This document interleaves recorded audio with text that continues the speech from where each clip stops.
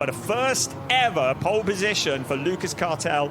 Benjamin Silvesterson, what an impressive performance yesterday. Impressive in quali this morning in P2. Yesterday's winner, Philip Gogolok, lines up alongside another impressive driver, Victor Nielsen, along with Gianni van der Kratz. What a potent combination those two are.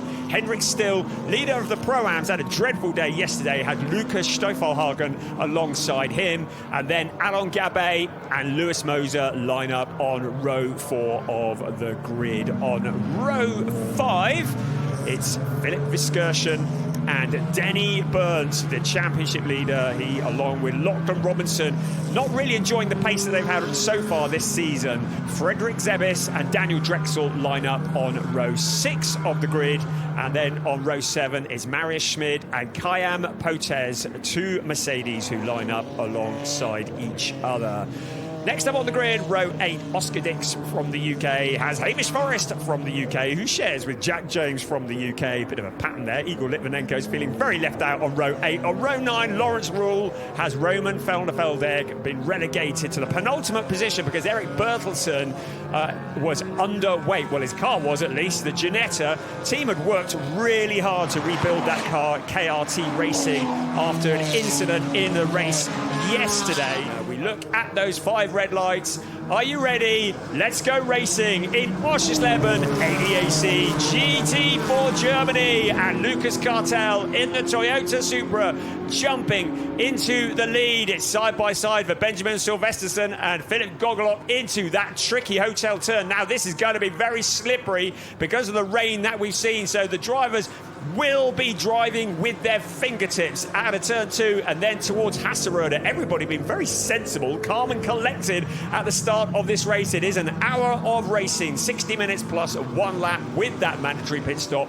Out of Hasseröder they come and out towards turn 4, but already the Supra has opened up a gap, looked dominant in qualifying this morning, continuing to look very, very strong at the start of this race. The headlights are on, the light is fading, but everybody fighting for positions. There's Lewis Moser in the 49 car. He shares that with Luca Link, another potent driver combination. So many strong driver combinations, and that was a car going the wrong side of the bollards. I think it's Philip Viskersen who went to the other side of the bollards, probably just saying he didn't have the room. Cars still weaving as they head along the back straight, trying to generate heat into the tyres, but Lewis Moser already trying to make a move up through the pack. Alain Gabet is the red, white and black Porsche just in front of him. A replay of contact there. The Mercedes getting a tap from the number 8 Porsche.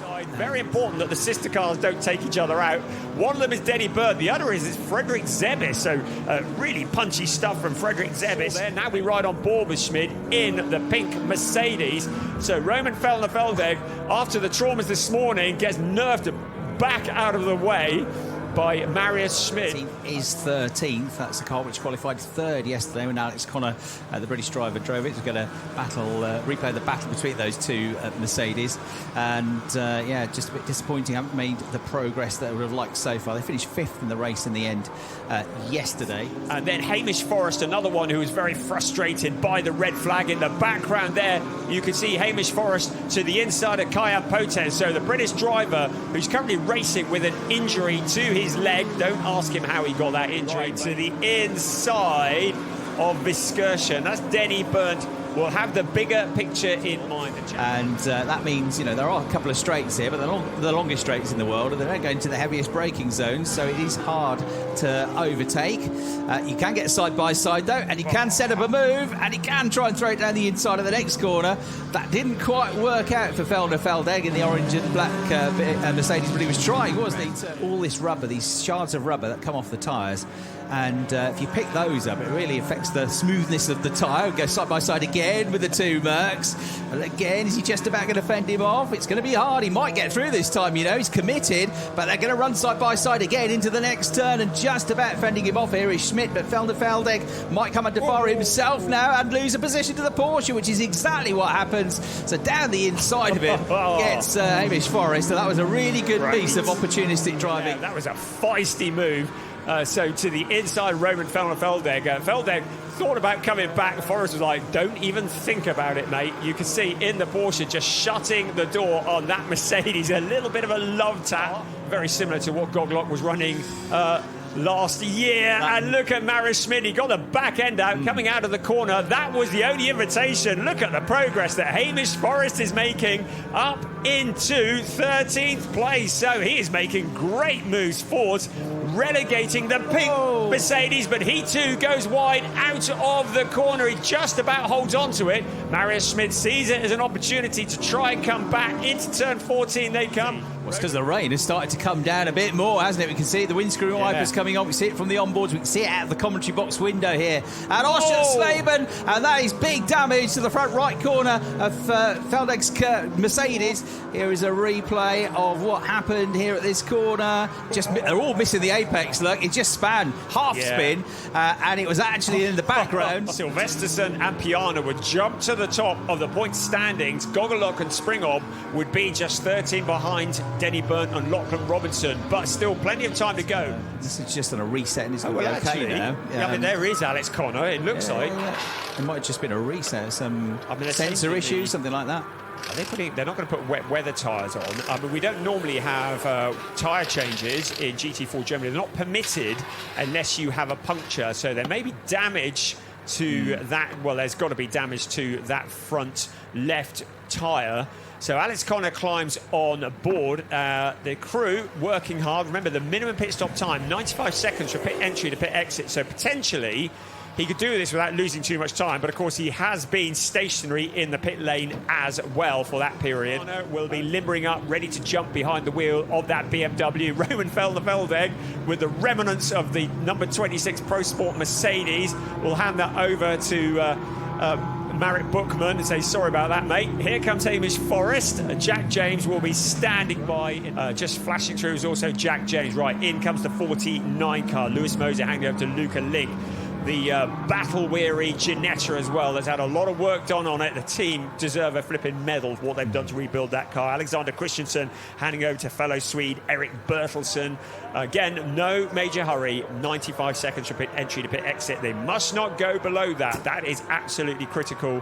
But the outgoing driver helping the incoming driver to get buckled up. There's Luca Link. Behind the wheel of the BMW, having taken over from Lewis Moser. Wish him good luck, shut the door, and his work will be done. And all he can do is then watch on as Jan-Philipp Springhob tries to bring the car home in the points, possibly with a podium. Some interesting addition of gaffer tape there. So all the cars looking a little bit bruised in places, and I think that maybe that wet episode to the minimum pit stop time is another good one. 1 minute 35.3. We've seen a few of those now, so only 0.3 of a second over the minimum. You want to get as close to it as you can to that minimum pit stop time. But if you go 1,000th of a second under it, you're going to get a penalty. So you've got to have a little bit of slack in there. Maybe a qualifying lap. There is Hudson Schwartz. He's moving. You'll see Springhob, no doubt, at the top of the picture as Tim Horrell squeezes out in front of Gianni van der Kratz. Right there at the top of your picture is Jan-Philipp Springhob. Start-finish line. This was how close it got in the pit stop. And that, of course, did delay slightly the number 50 Gianni van der Kratz car, didn't it? The blue BMW. Very fast. There we are. Corrected that one. And what a combination they are proving to be. Right, well, if the race finished as it is now, this is looking like a real stretch as we see cars taking to the grass. The championship standings, if things remain as they are. No surprises that the incident between car 26 and 49 is under investigation. Gianni van der Kratz and Linus Harner going wheel to wheel for 5th place. At the moment, van der Kratz has been shown as the 5th place runner. It is BMW versus BMW. In the background, the championship leader doesn't know which one to follow at the moment. What a great battle this is. Gianni van der Kratz with the nose in front, but Linus Harner not giving up.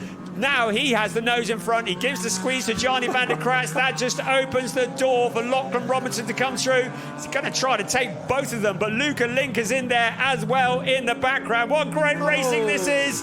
and now Van der Kratz propelled the wrong side of the bollards, but this has all worked in the favour of Lachlan Robinson. He looks like he's going to be able to make up a position here as we look head on. Gianni Van der Kratz in the blue BMW, and that has released Linus Hane up the road in the number 77 car.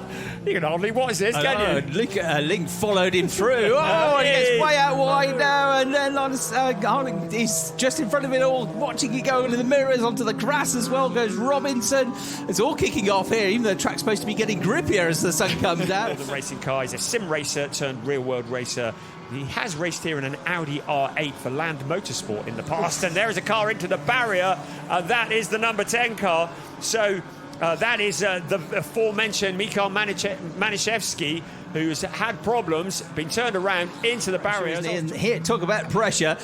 This is Tim Horrell, maybe about to concede a position here. Yes, he does. He eventually loses out to Linus Hane and the orange and black BMW squeezing through the group. He's still about 2.5 seconds behind them, though. We're watching there the move from Linus Hane on Tim Horrell. I would just remind you, Tim Horrell is a paraplegic driver.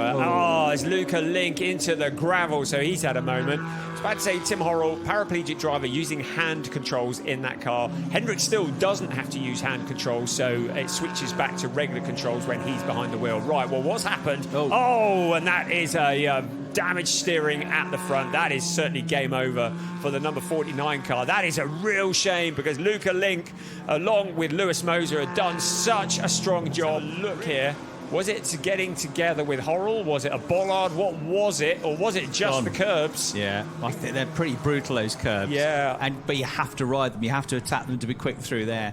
So full course yellow is out. It means cars have to reduce to 80 kilometres an hour. Obviously, no overtaking. In theory, the gap should remain the same. But, of course, every driver takes the corner at a different line. Everybody accelerates, decelerates at a different time. Because they're already towing Luca Link's BMW. We have to be a bit careful because it's got that broken front right suspension. This is going to be a really important 3 minutes plus 1 lap for Hudson Swartz. He's going to have to focus hard on all that's ahead, not look in the mirrors. So Swartz opening up the smallest amount of breathing room. Yeah, it is small. It's tiny, absolutely tiny. So this is how you're going to deal with the pressure. Some pressure behind as well, Luck.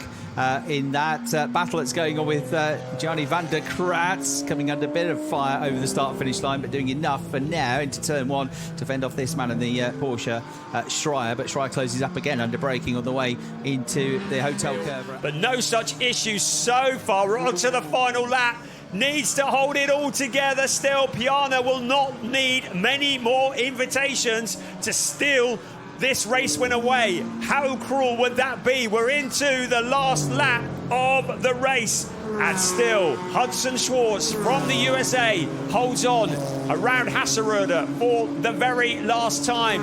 Piana's now dropped back. Piana suddenly looking quite a lot slower. The gap has opened up. Maybe Piana has settled for that second place. Another puff of smoke under braking. You get the feeling that the tyres on the number 87 car have absolutely worn out. He heads towards turn 8 on board with Linus Hane on the final lap of the racer. Then we see Leon Bouchmuller there getting up close and personal with Tim Horrell. Everybody fighting for every last point. But meanwhile, out onto the back straight for the very last time into turn 11 and then round to turn 12. Just 2 more corners to go into turn 13 and then 14. This car with this partnership has finished on the podium twice. Both times it was a 3rd place at the Norris Ring. They now go 2 steps higher. It's going to be a first ever win for Lucas Cartel and Hudson Swartz for CRT Sports, and a return to the top step of the podium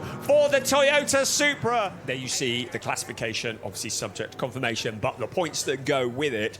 You can see why a second place will want to get first. That's a big jump from second to first, a 5 points different, 4 points difference between second and third. So every place counts here, but the points paid all the way down to 15th place. So congratulations to Jonathan Engstrom and Kyan Potez, who got a point out of that race as well. A real highlight, I think, of the Motorsport Arena Oschersleben calendar when the DTM circus comes to town. But we are done here for this year. It's So we've time only for got about 3 weeks to wait before we head across to the Nürburgring in the Eifel region.